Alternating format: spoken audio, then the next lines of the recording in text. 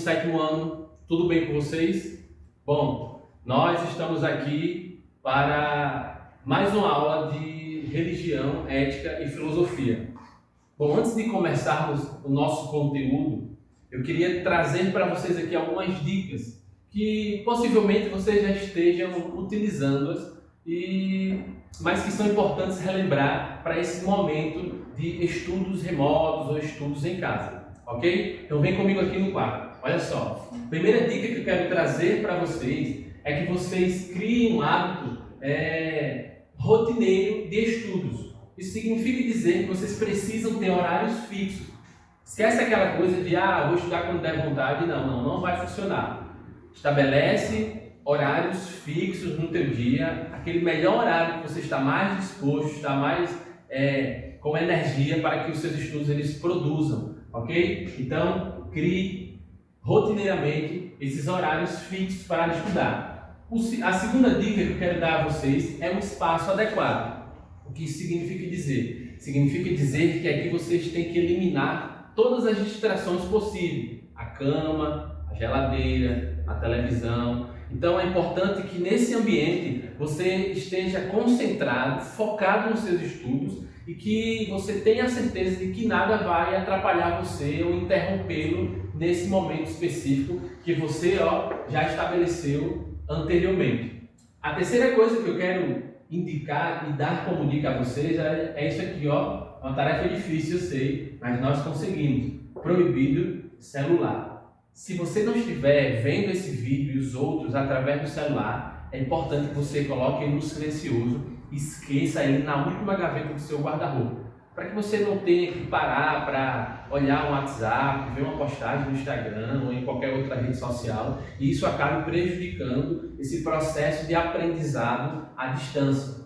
A quarta dica que eu quero dar a vocês é em relação aos nossos vídeos. Vocês precisam ter o hábito também de pausar. Uma vez que os nossos vídeos eles são pré-gravados até chegar em você, é importante que quando você escutar um conceito ou ver uma ideia interessante que o professor apresentou, vocês parem, façam anotações para que vocês prossigam, ok? Combinado? Vamos lá superar esse momento de dificuldade e logo acreditamos em Deus que estaremos juntos novamente, certo? Na nossa última aula, nós tivemos o objetivo de levar vocês a recordar tudo aquilo que nós olhamos, que nós estudamos em sala de aula, todas as nossas pesquisas e trabalhos que nós fizemos. Isto está na aula anterior. Você conseguiu recordar? Está tudo aí na tua cabecinha? Bom, se não, eu aconselho você a, nesse momento, dar uma pausa nesse vídeo, voltar lá na nossa primeira aula, no vídeo anterior, recordar esses conteúdos. Se não for suficiente, pega o teu livro, todas as anotações que você fez em sala de aula, dá uma revisada e depois volta para cá, porque vai ser importante tudo que nós aprendemos até o momento para o que nós vamos aprender a partir daqui. Bom, a partir de hoje, a partir dessa aula, nós vamos falar um pouco sobre Sócrates. Nós estudamos sobre os filósofos sofistas, que está mais ou menos ali dentro do período de Sócrates, um pouquinho antes, e convivendo também com Sócrates, mas é importante notar, a partir daqui, que vai ter uma diferença de pensamento. Bom, vem comigo novamente aqui no quadro, olha só. Lembra daquele gráfico histórico que eu fiz em sala de aula? Ele é importante para nós. Por quê? Porque nós vamos perceber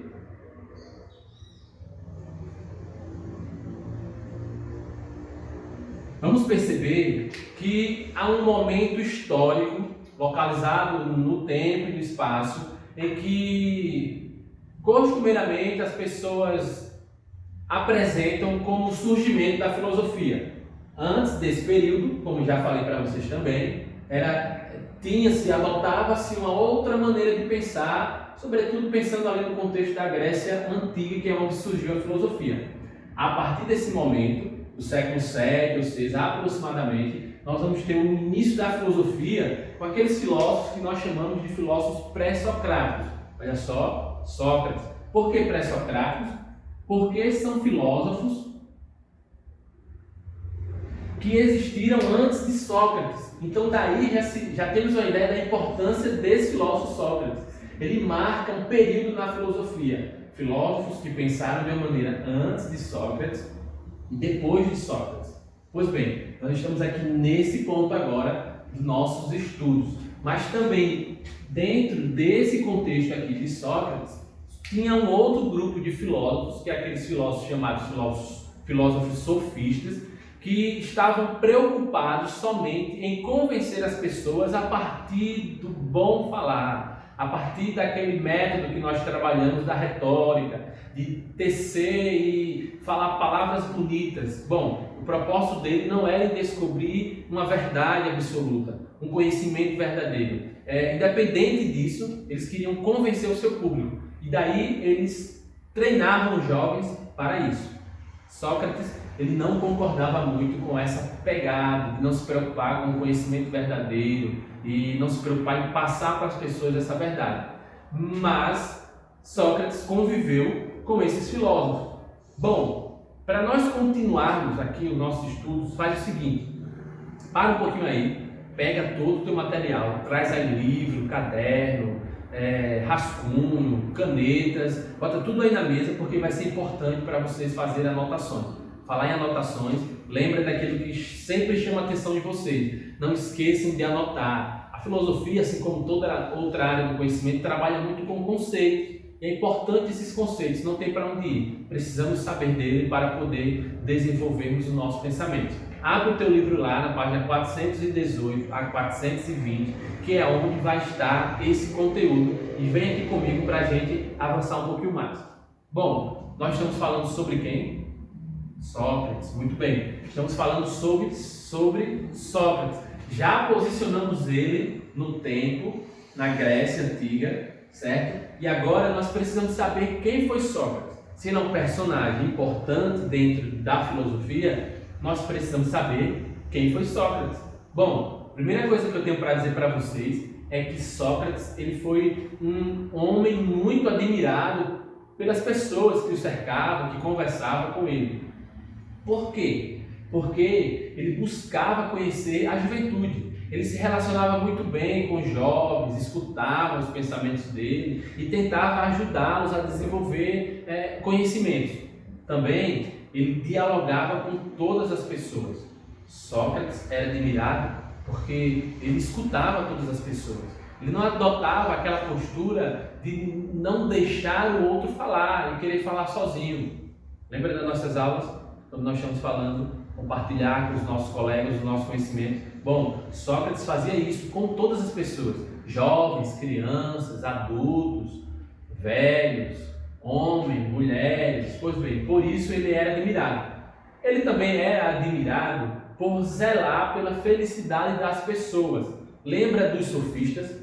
Eles não estavam nem aí para a verdade do conhecimento. As pessoas acreditando nele, como aquela propaganda que nós utilizamos em sala de aula como exemplo da Coca-Cola e da Pepsi. Eles só querem vender, eles não estão preocupados, com o conteúdo em si. Eles querem convencer as pessoas de comprar o seu produto.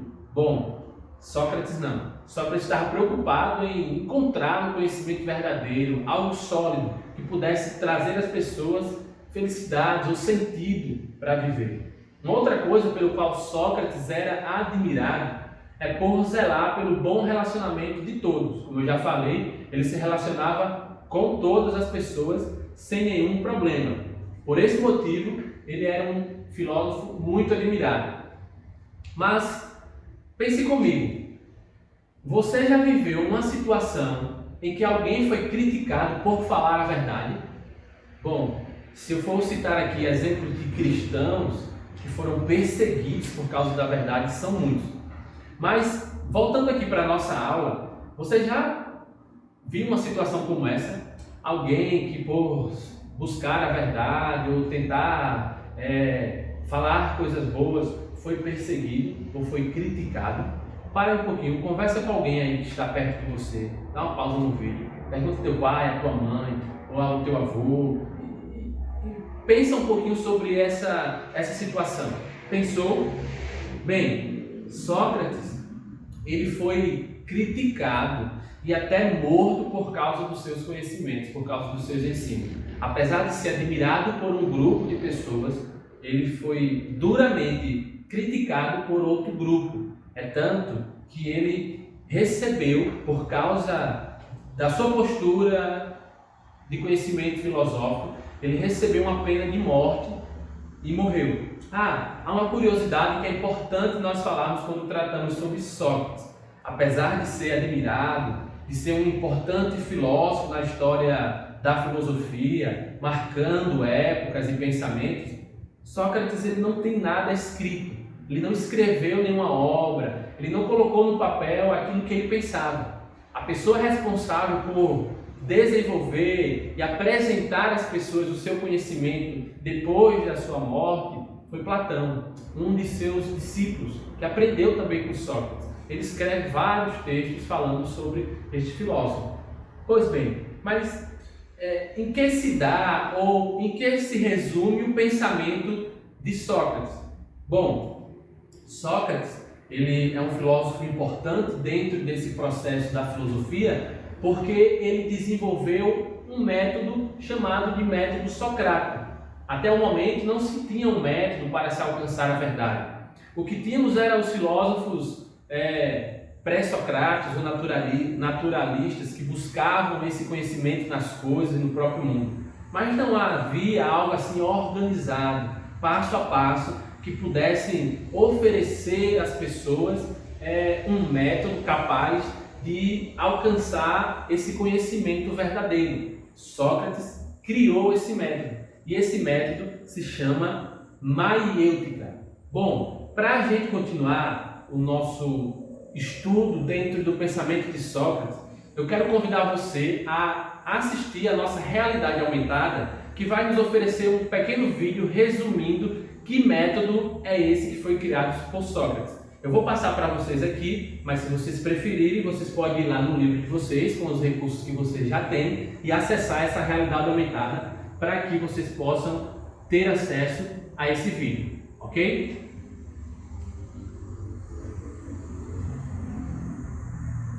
Então vamos lá, prestem bem atenção. Sócrates conversava com todos, jovens, crianças e adultos, ricos ou pessoas que foram escravizadas. Assim, ele ia colocando em prática o seu método filosófico. Proporcionava às pessoas a possibilidade de realizar uma autoavaliação dos próprios conhecimentos e, ao mesmo tempo, encontrar a verdade sobre o mundo. O seu método foi dividido em duas partes. A primeira sobre a ironia e a segunda sobre a maiêutica. Mas afinal, em que consiste esse método? Ao perguntar sobre um determinado tema, fingindo não saber sobre ele, Sócrates colocava em prática a primeira parte do seu método, a ironia. Essa é a parte do método considerada destrutiva. Enquanto as perguntas vão surgindo, as certezas do interlocutor vão se desmontando, até que este reconhece a própria ignorância sobre o assunto tratado ou então desiste da discussão. A segunda fase do método consiste no seguinte: ao destruir a certeza da pessoa que conversava com ele, Sócrates dava início à busca por uma definição mais profunda do conceito discutido.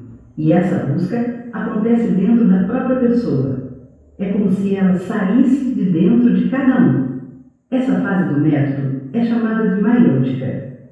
Sócrates deu esse nome ao método em homenagem à sua mãe, que era parteira, pois a palavra maiêutica, em grego, significa parto. De acordo com Sócrates, o ato de destruir os próprios conceitos e fazer surgir um novo de dentro de si mesmo é semelhante ao nascimento, pois cada pessoa dá à luz as próprias ideias. Bom, conseguiu entender como se dava o método de Sócrates chamado maiêutica? Se não, nós vamos continuar aqui no nosso slide. Pois bem, nós temos um método que é dividido em duas partes. A primeira parte do método é chamada de ironia, como vocês puderam ver no vídeo. E o que é que significa ironia? Ironia não tem nada a ver com a nossa compreensão atual, de ser irônico com alguma pessoa ou com alguma ideia de outro. Não é isso.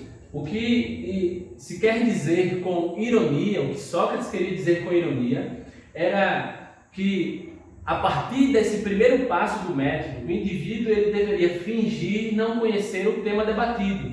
Ele fazia questionamentos, como se deixasse transparecer que não conhecia, fazendo perguntas. Ele ia dizendo, mas como é isso? E por que acontece assim? E isso é verdade mesmo? Então, a partir dessa postura, Sócrates dava continuidade ao seu método. Qual é o propósito da ironia? Ou dessa primeira parte em fingir não conhecer sobre o tema debatido? Era desconstruir o conhecimento de alguém. Alguém chegava com um conhecimento proposto. Sócrates fingia não conhecer, começava a fazer perguntas sobre um determinado tema, até o ponto que o indivíduo chegaria à conclusão de dizer, não, eu não sei mais responder as suas perguntas. Eu tenho dúvidas agora a respeito disso. A partir daqui, passava-se para o próximo passo, que é chamada a maêutica. Por quê? Porque a maêutica procura a verdadeira definição do conceito. Ou seja, uma vez que o indivíduo teve o seu conhecimento destruído, no bom sentido, ou desconstruído, ele chegou à conclusão de que não sabe a medida certa sobre aquele conhecimento. Sócrates, então, começava um outro passo de procurar a verdadeira e a maior definição sobre aquele conceito apresentado. A ideia é de dar à luz ao novo conhecimento que se forma na mente dos discípulos. Aliás, é importante notar aqui que para Sócrates a verdade ela não é algo externo às pessoas, mas ela nasce dentro da própria pessoa. Por isso se dá o nome de maêutica. Pois bem, preste atenção aqui, acompanha comigo a leitura da página 418, lá no terceiro parágrafo do nosso livro. Ele diz assim: a ironia, perguntar fingindo ignorar, essa é a parte do método considerada destrutiva. Enquanto as perguntas vão surgindo, as certezas do interlocutor, ou seja, do indivíduo que está conversando com Sócrates, vão se desmontando, até que este reconheça a própria ignorância sobre o assunto tratado e então desista da discussão. Ah, não sei, eu desisto. Bom, a partir daí, ele passa para a segunda fase do método, que é, ao destruir o saber opinativo do interlocutor, Sócrates dava início à procura pela definição do conceito.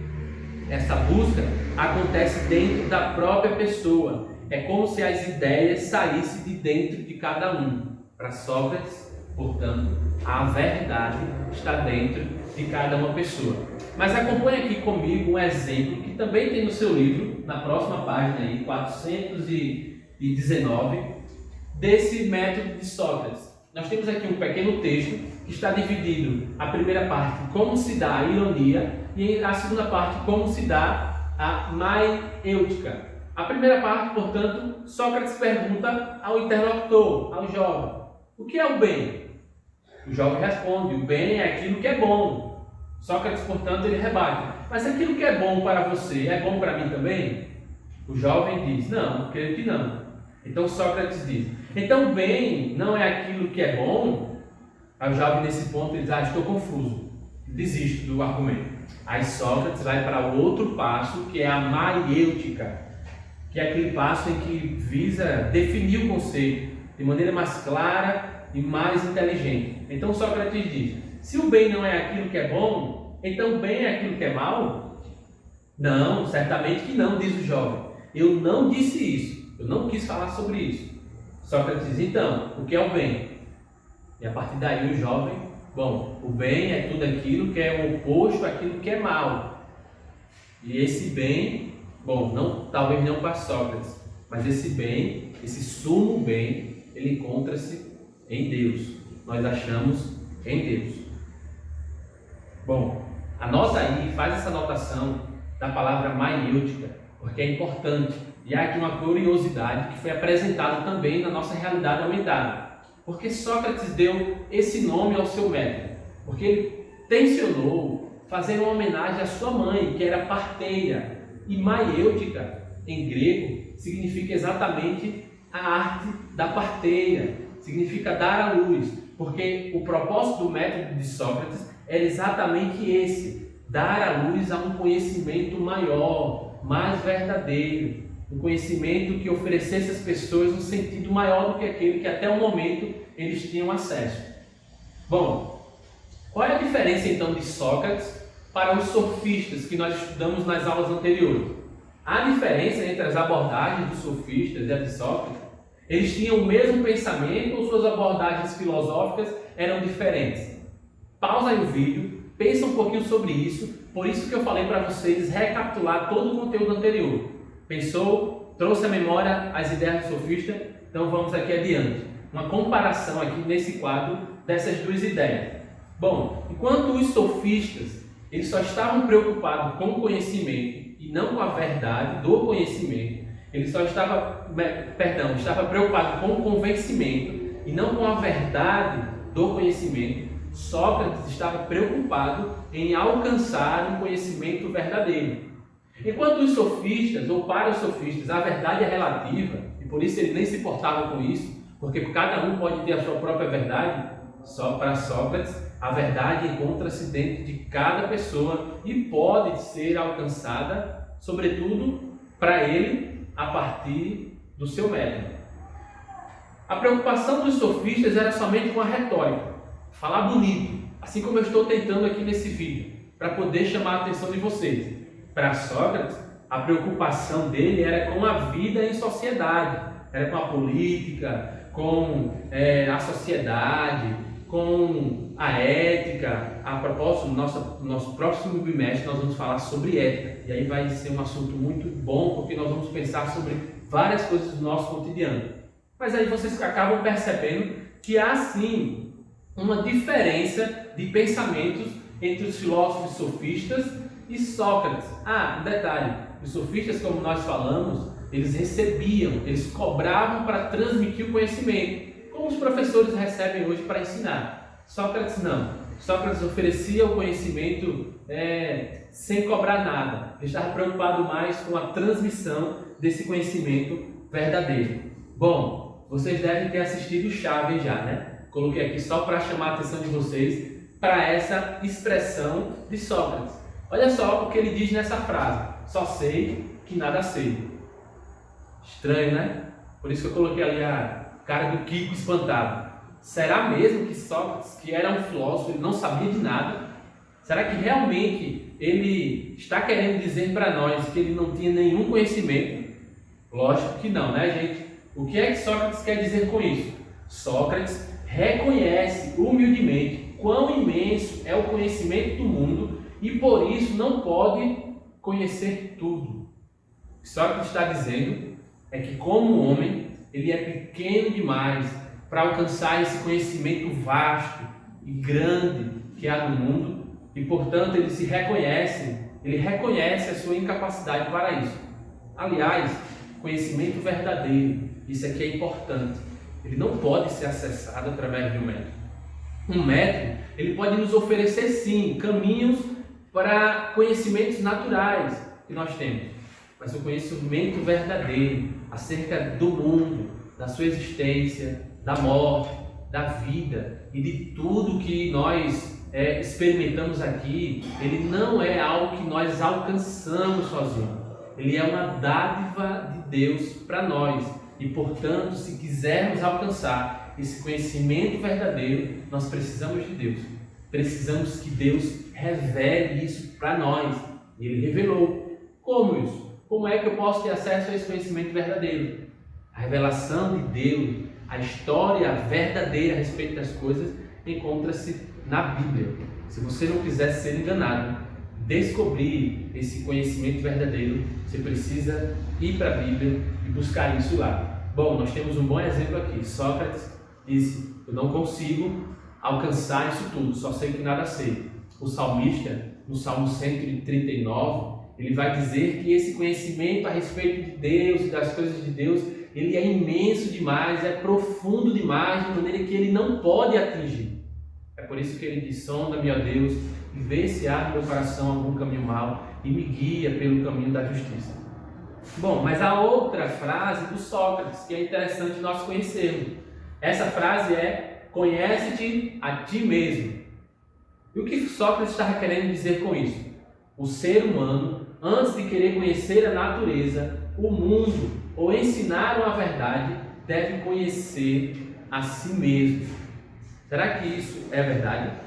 Será que nós realmente, antes de conhecer a respeito das coisas, da existência de Deus, nós precisamos conhecer a nós mesmos? Ou será que nós só temos a capacidade de nos conhecer perfeitamente a partir do conhecimento verdadeiro de Deus? Bom, eu fico com essa segunda opção. É impossível se conhecer a respeito do mundo, se nós não conhecermos Deus. Mais uma vez, nós voltamos para a revelação de Deus, a Bíblia. É através dela que nós temos um conhecimento adequado de quem nós somos, porque foi Deus que nos fez e Ele nos criou. Para finalizarmos a nossa aula, fica para vocês aí uma atividade. Cada aluno, preste atenção, deve fazer sua obra-prima, uma poesia, criar um texto, um desenho. Se você tiver argila ou barro, você pode criar uma escultura. A ideia é que você produza esse próprio conhecimento, essa própria obra. Essa deve ser uma obra criada que nasça a partir de você. Como para Sócrates o conhecimento nascia, do ser humano. Essa obra deve expressar o desejo sobre algo que você gostaria de conhecer mais. Bom, pensa numa coisa assim que você gostaria de conhecer mais. Pensa numa coisa que você quer ser, por exemplo, quando se tornar independente, for à faculdade. Pensou? Agora você vai tentar colocar isso no papel através de um desenho, de uma poesia ou até mesmo de uma escultura, se você tiver acesso à argila. Quando você fizer essa atividade, eu te convido a tirar uma foto ou nessa construção. Coloca lá no Instagram, marca a página do CBB e vem com a gente para esse processo de aprendizagem. Tá bom, pessoal? Então, a nossa aula de hoje é isso. Bons estudos para você e nos vemos na próxima aula. Até lá!